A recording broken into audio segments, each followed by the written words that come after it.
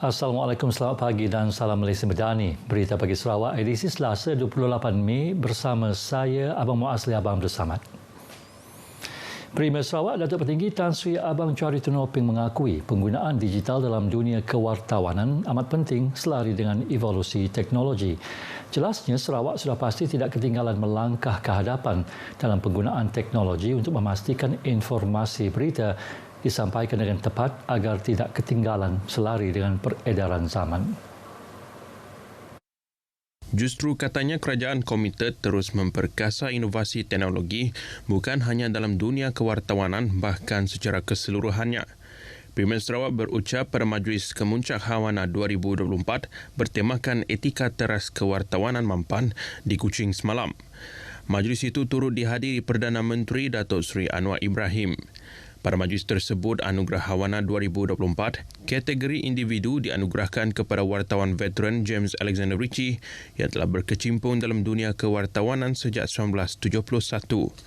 Hawana 2024 disertai kira-kira lebih 1,000 pengamal media dari lebih 11 negara iaitu Kemboja, Indonesia, Jepun, Kuwait, Brunei, Filipina, Timor Leste, Vietnam, China, Korea Selatan dan Qatar. Sementara itu, sambutan Hawana tahun ini menjadi tahun istimewa bagi bekas wartawan RTM Sarawak Alice Wee Siok Lian apabila menerima anugerah apresiasi khas Premier Sarawak. Baginya, penganugerahan tersebut amat dihargai selepas sekian lama berkecimpung dalam media massa. Malah beliau percaya kehadiran teknologi kepintaran buatan AI dalam dunia media bukanlah pengganti wartawan. Make good use of it. Jangan anggap dia sebagai cabaran tapi sebagai satu peluang untuk you maju ke hadapan. Maju ke hadapan. Ini cabaran semua, dia sementara saja. Beliau telah berkecimpung dalam dunia media selama 37 tahun sebelum bersara pada 2018. Beliau mengetuai 7 penerima khas selain Johnny Loh Kikong, Kadir Diko, Marugiah Mayapan M. Raja, Sulok Tawi, William Cornelius Chan Kunneng dan Zulazar Shabli. Anugerah disampaikan oleh Premier Sarawak Datuk Petinggi Tan Sri Abang Johari Tunoping.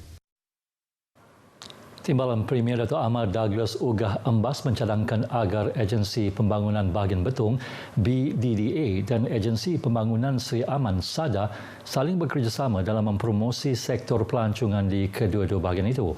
Katanya Seri Aman dan Betung mempunyai banyak tarikan seperti kepelbagaian budaya, keunikan hasil kraft tangan, alam semula jadi dan rumah-rumah panjang tradisional. BDDA dan SADA boleh bekerjasama bagi membangunkan produk pelancongan yang berpotensi sebagai sumber pendapatan penduduk luar bandar. Beliau berkata demikian ketika Karnival Lubuk Antu di Pekanan Kelili. Tambahnya, Kerajaan Persekutuan telah meluluskan beberapa projek infrastruktur di daerah Lubuk Antu. Projek tersebut ialah pembinaan fasa 2 Jalan Ulu Skrang bernilai RM28 juta dan akan dilaksana Ogos tahun ini. Manakala pembinaan jalan sebeliau Biliar Arab dengan kos RM228 juta masih dalam proses penilaian tender. Satu lagi projek adalah pembinaan jambatan konkrit merentasi Sungai Batang Air dari Pekan Kelili bernilai RM16.52 juta kini sedang dalam proses reka bentuk. Dalam pada itu, katanya SADA telah meluluskan pembinaan jalan sebeliau Nangga Entalau yang menelan belanja RM68 juta dan tender bagi projek itu sedang dibuka ketika ini. Manakala tender bagi pembinaan Jalan Sri Aman Lidong dijangka ditender pada suku ketiga tahun ini dengan kos RM63 juta.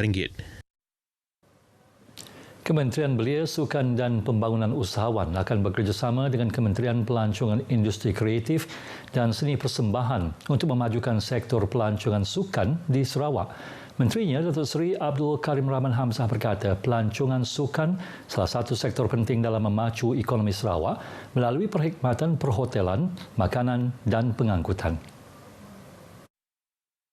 Oleh itu, katanya kedua-dua kementerian akan bekerjasama untuk menganjur lebih banyak kejohanan sukan bertaraf dunia seperti Muay Thai, tenis, tinju, tenpin bowling dan banyak lagi. Beliau berkata demikian menerusi teks ucapan perasmian kejohanan Muay Thai Piala Premier Sarawak 2024 di Bintulu yang dibacakan oleh timbalannya Datuk Dr. Ripin Lamat. Kejohanan kali ini menyaksikan penyertaan lebih 200 atlet Muay Thai dari seluruh negara termasuk Brunei, Indonesia, Filipina, Thailand, Iran, Sudan dan Morocco. Pasukan Da Muafid Tawau, Sabah muncul juara keseluruhan kejohanan tersebut. Keputusan SPM 2023 telah diumum semalam bagi seorang calon SPM di Miri yang ditemui di kediamannya teruja apabila sudi berkongsi kejayaan memperolehi keputusan cemerlangnya.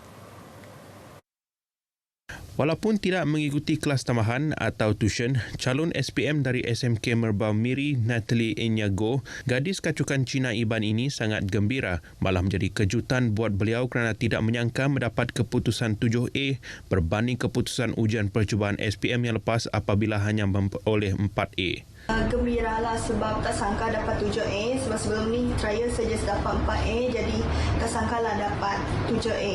Lebih-lebih lagi mate saya dapat C+ dari gagal. Faktor kejayaan beliau juga adalah kerana sokongan ibu, ahli-ahli keluarga serta guru-guru yang sentiasa memberi dorongan serta tunjuk ajar. So, saya gembiralah sebab mereka membantu saya untuk dapatkan keputusan macam ni dan cikgu-cikgu saya dah berusaha sampailah hari SPM tu sampai. Pagi tu cikgu still mengajar kami and revise balik semua yang dah belajar. So, thank you cikgu, thank you mak, thank you family semua, sepupu, kawan-kawan saya.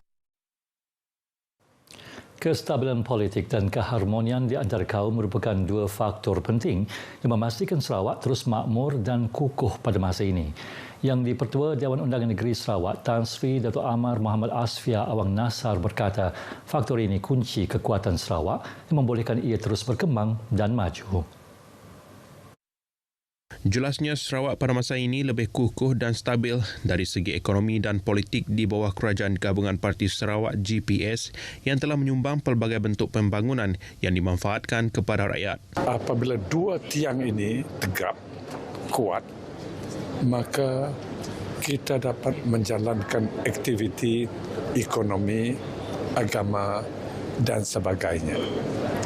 Tidak sama dengan negara-negara lain di mana tidak ada kestabilan politik, tidak ada keharmonian kaum. Ini menyebabkan negara itu tidak stabil daripada segi politik dan kadang-kala mencetuskan satu suasana yang tidak diingini dan tidak membolehkan perkembangan ekonomi. Beliau berkata demikian kepada media selepas menyempurnakan penyerahan sumbangan kepada masjid dan surau Distrik K. 4 masjid masing-masing menerima RM10,000 dan sebuah surau menerima RM5,000. Petani diingatkan perlu berdaftar dan mengisi borang permohonan di Pejabat Pertanian bagi memastikan mereka tidak tercicir dan terlepas bantuan yang disalurkan oleh Jabatan Pertanian Sarawak. Ahli Parlimen Selangau Edwin Banta berkata, petani yang berdaftar berpeluang menikmati bantuan dari peringkat pusat seperti bantuan baja, perkakas pertanian dan sebagainya.